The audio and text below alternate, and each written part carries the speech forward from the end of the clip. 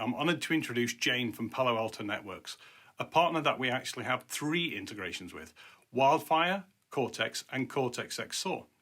Jane's going to take you through how to automate phishing incident responses by leveraging Mimecast together with Cortex XSOAR that will help you drastically reduce the time spent triaging phishing alerts. Jane, over to you.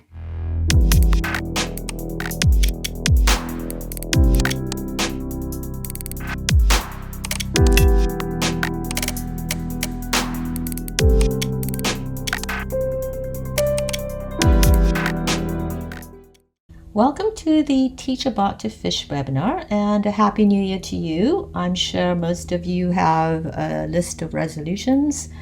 I definitely have mine, and one of them is to really stop substituting business for effectiveness.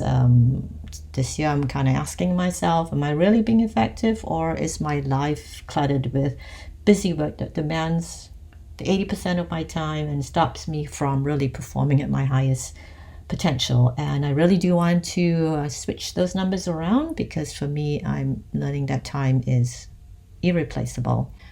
So we hear kind of the same themes here when we talk to our security leaders on the challenges that the security and SOC teams face.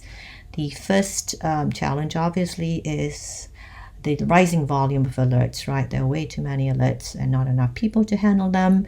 The numbers you see here are industry numbers, averages that we've gotten from our SOAR surveys of our SOAR customers as well as in enterprises.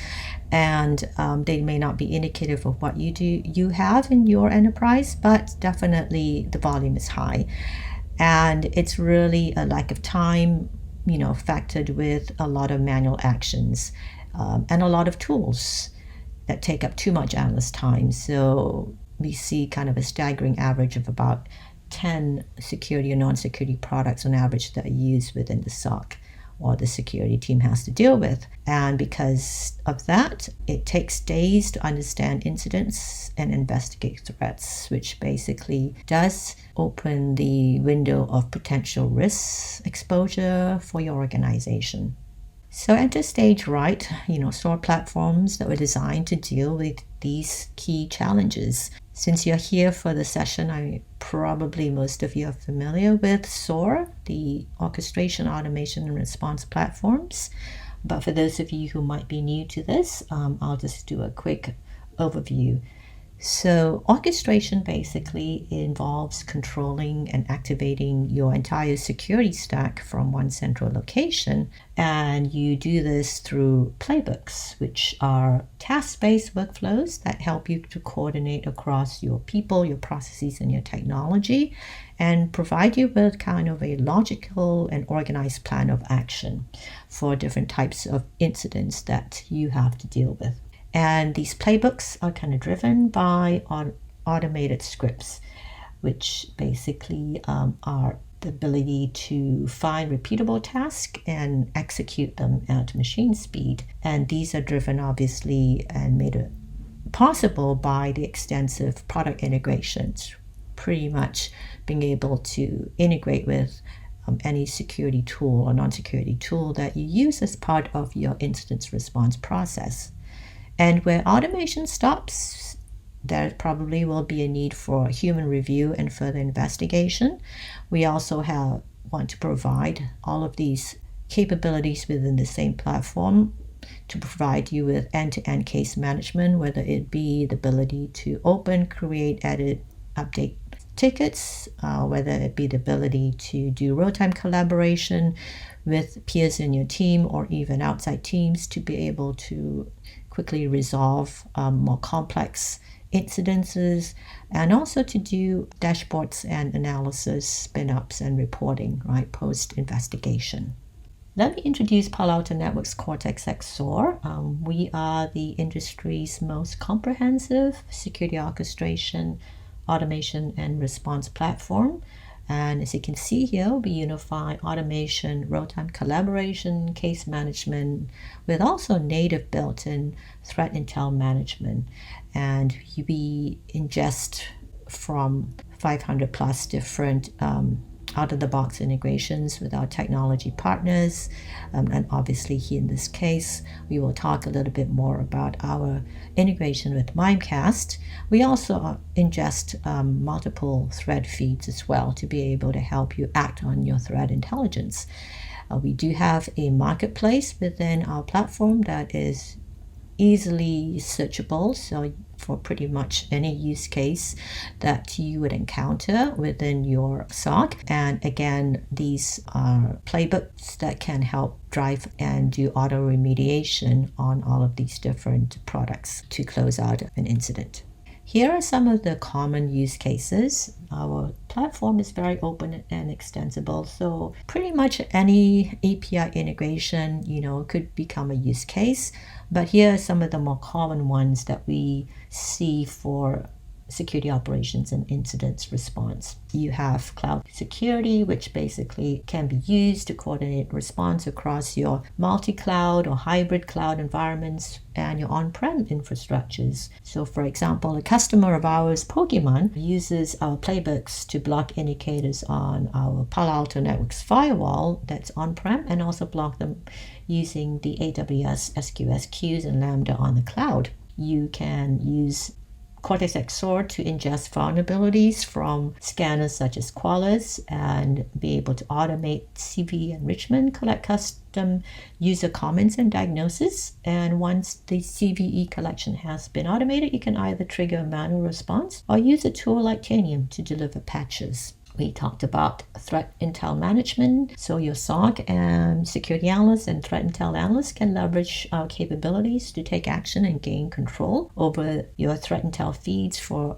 more efficient threat intel management, for threat hunting investigation. And then moving back up here with security operations, this can involve use cases like password resets, responding to unusual user login behavior, SSL certificate checks, even IT offboarding or onboarding. And today, we're actually going to focus on two use cases. The phishing response, which is pretty much the most common use case that we encounter in our POCs as well as across our customer deployments. And for obvious reasons, it's very labor intensive and repetitive, so it lends itself quite well to automation. And then the other one I'm going to talk about is something that's probably top of mind for folks, is how we can help you automate breach response. So let's kind of dig a little bit into the phishing use case and how we integrate with Mimecast.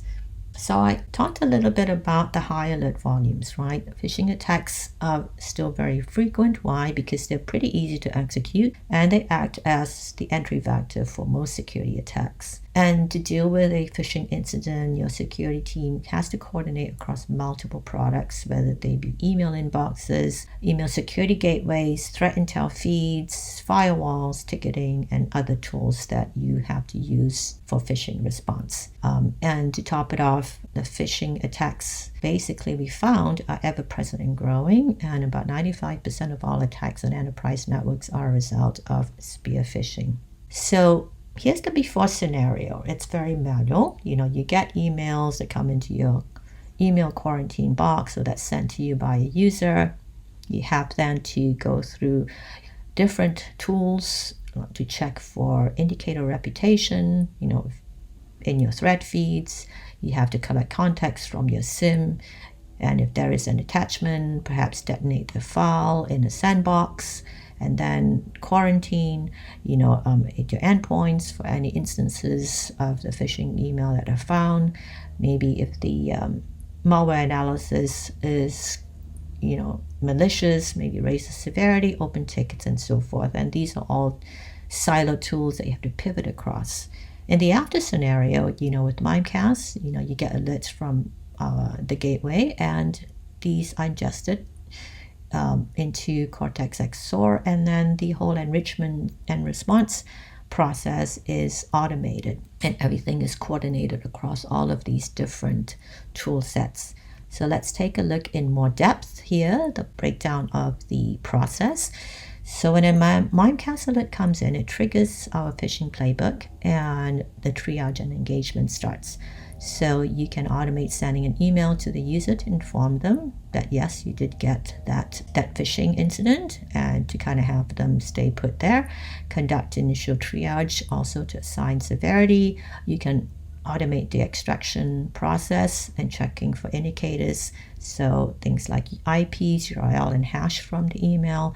Check to see if any malicious indicators were found through your integration with your thread feeds. And then if obviously there's nothing found, then you can check for false positives. You can rerun a check in the sandbox. You can inspect the sender domain distance for proximity. You can check if the host name URL was misinterpreted. You can then inform the user of the safety and it's okay to close the incident. Now, if malicious activity or indicators were indeed found, then you could start a series of steps to respond to the phishing attack, including sending emails to the user to confirm malice and further investigations, search for and delete all instances of the phishing email, scan attachments of the IOCs, and investigate further if needed. And this coordinates and orchestrates across a series of products, including firewalls, your endpoints, and your email. So let's go in and take a look at Playbook in action.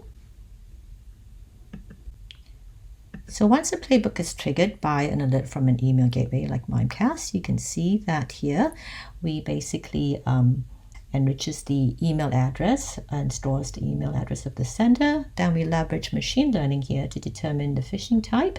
And then we go through a series of indicator enrichment. And here you can see sub playbook routines here are for file enrichment, IP enrichment, email, and URL domain enrichments. All of these playbooks are available out of the box, so you don't have to manually add them or code them as tasks. Next, then it calculates severity and asks the analyst if an auto response should be sent to the end user to confirm receipt and to notify the sender if the email is malicious. So if the analyst checks yes, that task will be run and it will be marked as completed. And then, as you can see here, and you can have a pre-scripted email basically that can be sent automatically to the end user. Then the next steps would be remediation. Here you can choose to manually remediate the incident, or you can choose to automate that, and the series would be basically searching and deleting similar emails, follow-up email with the end user. And again, you can see here that it takes 1.5 minutes really to kind of run this playbook. It goes through pretty fast, and it saves a lot of manual steps that are time sinks for your security team. So this phishing playbook can be adapted very easily to kind of fit and suit your own phishing incident responses. All of these tasks are modular and they can be deleted or edited, and it's kind of a drag and drop visual editor that allows you to be able to custom it somewhat to your specific processes. We really strive for a codeless interface because we have a lot of these automation scripts and thousands of these automation scripts that you can then leverage and pull into the playbook as needed. So let's move on to the next use case. We'll look at the rapid response to breaches. As in the case of the SolarWinds incident, you can leverage the power of automation here to help you speed discovery and remediation of compromised hosts within your network.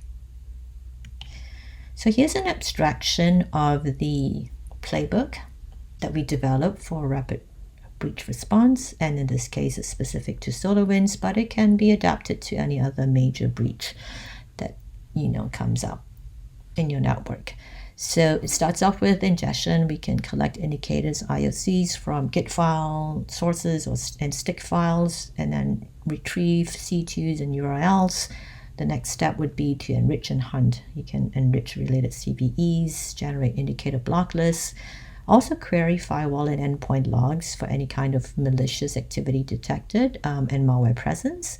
And then if malicious activity or compromised files were found, then you would go through the steps of notifying the analyst for review, and also if they want to then trigger remediation responses. And if they do, then you can fire up sub playbooks to quarantine or block the vulnerable server IPs. Obviously, if no malicious activity was found, then you can send an email to the analyst and close the incident. So let's take a look at the actual playbook here within Cortex XSOAR. So once the playbook is triggered, you can see here that it starts the collection and retrieval of indicators from different Git sources. You can collect IOCs, in this case, from our Palo Alto Unit 42 Threat Research Team Git. Collect hashes from, FireEye, for example, for installed Sunburst backdoors, collect domains and IPs, and as well as URLs. And here you can see that you can also create sticks files, create indicators from the sticks files, and also do spin off a sub-playbook here for CV enrichment. The next step is really to kind of hunt for IOCs. So we can hunt for backdoored SolarWinds and Sunbursts presence in endpoints. Here in this case, we're searching our Cortex XDR endpoint solution incidents for cases of the SolarStorm Sunburst. We can also search endpoints by hash, and this is a sub-playbook routine. You can search endpoints by CVEs, another subroutine here that sub-playbook can be triggered. And then you can also hunt for presence in your network activity. So in this case, we're hunting within the Palo Alto Networks panorama logs. The next step would be the remediation step, right? The remediation step here could be the option to isolate any kind of compromised hosts if they are found. Obviously, if no infections are found, you would then close the investigation. But if there is, then this would be a decision step that the analyst would make. Do we want to isolate these compromised hosts automatically? You can choose, obviously, to manually isolate the endpoints, and then that would be a task that the analyst would complete. Or you could spin off another sub-playbook to isolate endpoints. In this parallel tasks here, you can also tag SolarStorm and Sunburst indicators. You can mark hash indicators with the tag, mark IP indicators as well, and URL indicators with the tag. You can also block indicators. So here's another decision point that the analyst would make. Do you want to block these indicators manually, or do you want to block them automatically? And if you do want to do it automatically, we have a sub-playbook that allows you to do that. And then that's it. We complete the remediation. So this is basically a playbook in a nutshell here. So hopefully you got a taste of the automation examples that you can do from phishing as well as major breach rapid response. Obviously, there are a lot more playbooks and use cases that can be explored. We don't have time for it in this session, but I point you to some resources at the end for that. Just to cap up, here are some SOAR benefits that we have found that our customers basically have been able to realize. The first one is reduce alert volume. So with this global software company, they had security products that were generating 10,000 alerts, and that was causing a lot of alert fatigue for their 5 SOC analysts. So they were able to use Cortex XSOAR to highlight common artifacts and indicators across the incidents to weed out and detect false positives and duplicates. As a result, they were able to reduce alerts that their actual human analysts had to touch by a staggering 95%. The second use case here is a financial services org. They were able to double the speed at which they processed the incoming phishing incidents, which resulted in a net reduction of MTTR from days to minutes. And the third customer here, a utilities and energy customer, used Cortex XSOAR to dedupe their SIM alerts and also generate customized reports for multiple teams, post-investigation reports that they needed to tee up, and replaced a lot of manual work there. And as a result, they were able to gain back time savings across their teams that added up to 1 full-time FTE. So in summary, the key benefits that you should expect from SOAR are less alerts that your team has to touch, faster MTTR, more efficient processes, which nets out basically to a lot less time impact, giving back more time to your analyst team, hopefully helping them have a better work-life balance, and also speeding up and scaling your incident response. I mentioned earlier there are lots of more use cases, so here are some additional resources. We have a white paper that gives you the top security orchestration use cases that our customers basically are deploying above and beyond what was mentioned today. If you are not familiar with SOAR, we have a dummies book that kind of covers the whole SOAR landscape and what's all about. We also have Gartner's take on what are the key requirements for a SOAR platform. And if you're interested in actually looking in more depth and taking a test drive, we have a free community edition that's a fully functional Cortex XSOAR platform that's available for 30 days. And you can go take a look at all of the different playbooks and content packs that are available and like I said, test drive it for yourself.